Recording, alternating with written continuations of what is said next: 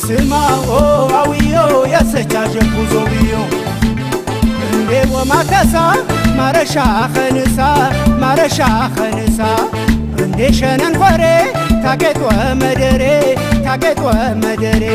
በኢትዮጵያ የሙዚቃ ታሪክ በተለይም በጉራግኛ ቋንቋ ሻራቸውን መጣል ከቻሉ ስመጥር ድምፃውያን ውስጥ አንዱ ነው።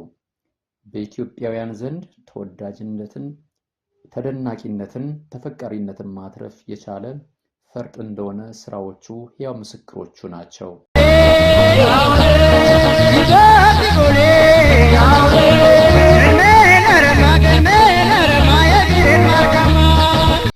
የሰውን ስሜት ጠንቅቆ በመረዳት ጆሮ ገብ የሆኑ ሙዚቃዎች ግጥሙ ጉራግኛ ዜማው ደግሞ አማርኛ አድርጎ በተለየ ጥበብና አስተውሎት በርካታ አልበሞች ወደ ህዝብ ጆሮ አድርሷል። ድምፃዊው በስራዎቹ ተንፍሷል፣ ቁጭቱን ተናግሯል፣ ሰው አዝናንቷል፣ ተጨብጭቦለታልም። ታዲያ ለጥበብ ተማርኮ ህይወቱን የሰጠ የጉራግኛ ዘፈንን ከነጠላ ዘፈን ወደ አልበም ደረጃ ከፍ ያደረገ መክሊቱን በሚገባ ተረድቶ እስትንፋሱን ለጥበብ የሰጠ ስራዎቹ ሕያውነትን ያላቸው የጉራግኛ ጉምቱ ድምፃዊ መሐመድ አወል ነው።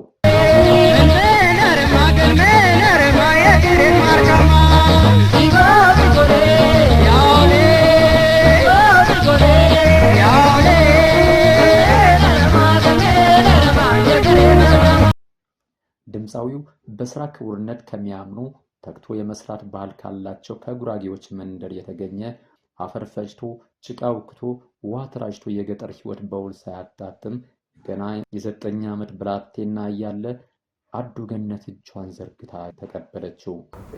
ትውልድ ያው ጉራጌ ዞን ጌታ ወረዳ ነው።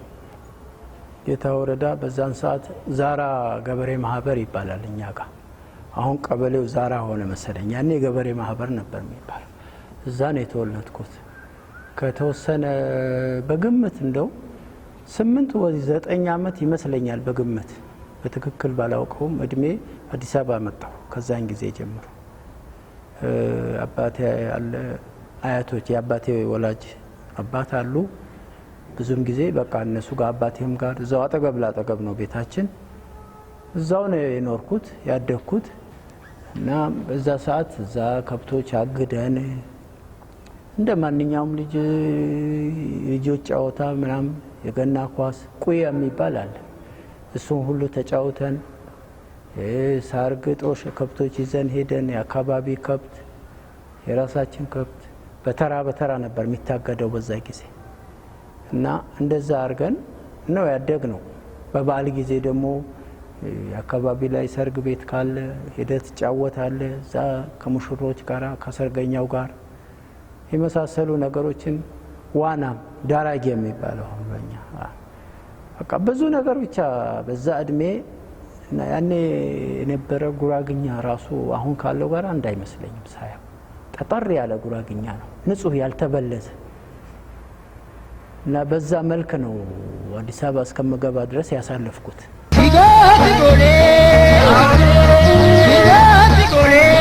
አካባቢው ላይ የምታየው ነገር ነው የምትሆነው ሁሉ ጊዜ። በአካባቢ በዙሪያ ያሉ ነገሮች ሁሌ ስለምታይ ያው ነጋዴ ነው ያለው። በዛ ሰዓት ትምህርት ቤቶች እንኳን አልተስፋፉ። እኔ ያስታውሳለሁ እንደው ከኛ አካባቢ ሁሉ የእግር መንገድ ሄደው እንድብር ነው ተምሮ ይመጡ የነበሩ ልጆች እና እንደዛ የምታየው ነገር ብዙ ነገር ነበር ብለህ የምትለው ነገር የለም። ነጋዴ ነው የምታየው። የት ርቆ ሄዶ አዲስ አበባ ገብቶ ምን ብሎ ነግዶ የሚመጡ ሰዎችን ታያለ። በአመት ሙስሊሙ ለአረፋ ይመጣል፣ ክርስቲያኑ ለመስቀል ይመጣል። ከሄደበት ከጅማም ከወለጋም ከሐረርም ከተለያየ ቦታ እገሌ ከየት ነው የት ነው ሲባል ከድሬዳዋ መጣ ነጋዴ ነው ይባል። ይሄ ነው የምትሰማው ሁሉ ጊዜ። አንተ መሆን የምትፈልገው ያለን ሌላ አማራጭ የለህም የምትሰማው ነገር። እና እኔም እዚህ ከመጣሁ በኋላ አዲስ አበባ ንግድ ውስጥ በሰፊው ገባለሁ የሚል በቃ እኔም ሆናለሁ ከነጋዴዎቹ ጋር ተገናኝቼ የሚል ነበር። እንደዚህ አይነት እንትን ውስጤ ነበር።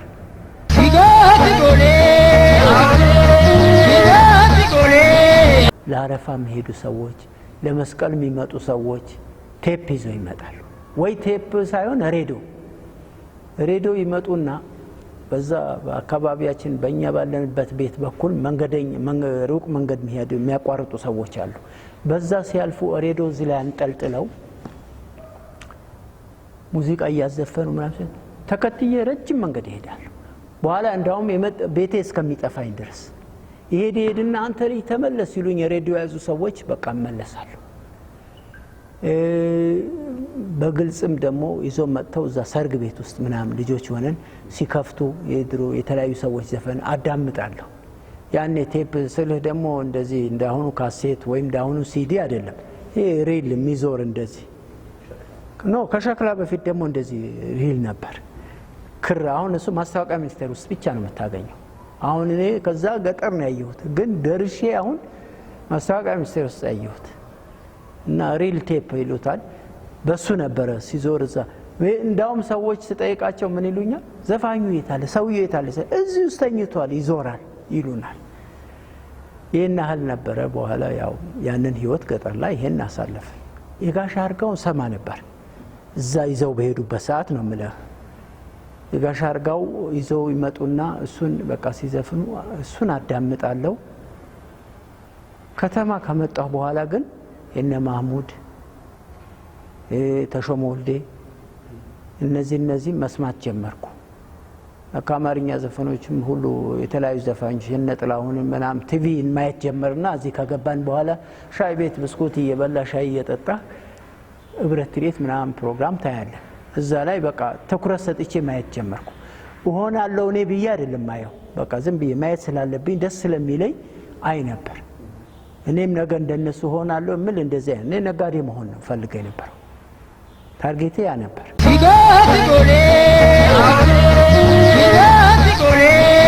ሰው ቤት ተቀጥረ በትንሽ ደሞዝ ሰው ቤት ተቀጥረ ትሰራለህ። በ3 ብር በ2 ብር ከ50 ሰው ቤት ያስቀጥሩና ተላላኪነት ጩሎ ምናምን ብለው ተላላኪነት ያሰሩሃል። እንደዛ ትሰራና ደግሞ ትንሽ ቆይቼ ትንሽ አስቸጋሪ ነበርኩ በልጅነቴ እና አንድ ቦታ መቆየት ምናምን አልችልበትም ነበር።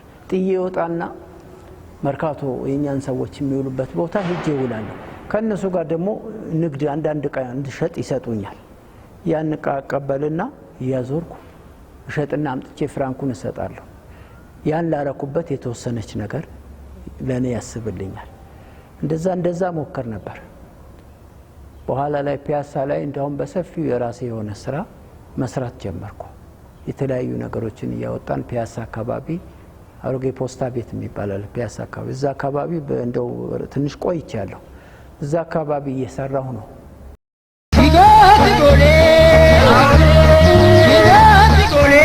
አሮጌ ፖስታ ቤት የሚባላል ፒያሳ አካባቢ እዛ አካባቢ እንደው ትንሽ ቆይቻለሁ። እዛ አካባቢ እየሰራሁ ነው። ከለታት አንድ ቀን ወደዚህ ሙያ ውስጥ እንድገባ ያመቻቸኝ ያ ቦታ ነው። እሱም ምክንያት አለው ደግሞ እንዴት አንድ ቀን ወቅታዊ የሆኑ ስራዎችን ነበር መሰራው። ወቅታዊ ስል አሁን በፊት ካሴት ክር ነበር፣ ባዶ ክር ካሴት ክር፣ እነዚህ ፖስት ካርዶች፣ ባዶ ፖስታዎች። ያ ፖስታ ቤት ደጅ ነበር አላልኩም ፒያሳ። ከአካባቢው ጋር የሚሄዱ ንግዶችን እንሸጣለን። ስንሸጥ የሆነ ደግሞ በአንድ ወቅት የሆነ ካልሲ መጣ፣ አዲስ ካልሲ፣ ያው እንደ ፋሽን በለው በዛ ሰዓት።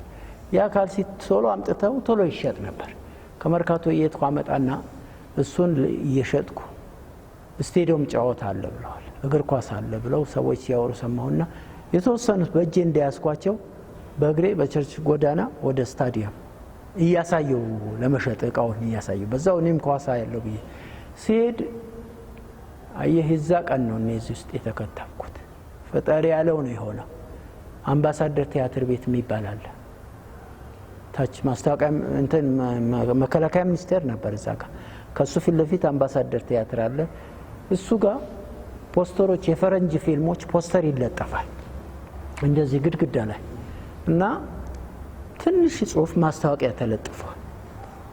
ጽሁፉን እኔ እነዛ ፖስተሮቹ ለማየት ተጠግቼ ቆሜያለሁ እና የተለያዩ አክተሮች ናቸው የፈረንጅ አክተሮች አይቼም አላቅም ከዛ በፊት እኔ ፊልም እና እነሱን ለማየት ጠጋ ሲል ያቺ ማስታወቂያ ነበርኳት ማስታወቂያውን ሳያት ምንድነው የምትለው ይሄ የሆነው ደግሞ መቼ መሰለ 1971 ዓመተ ምህረት ማስታወቂያው ምንድነው የሚለው የአምባሳደር ቲያትር ቤት አንድ የጉራግኛ ድምጻዊና አንድ የትግርኛ ዘፋኝ ቀጥሮ ማሰልጠን ስለሚፈልግ በዚህ ቦታ መመዝገብ የምትፈልጉ መመዝገብ ትችላላችሁ ይላል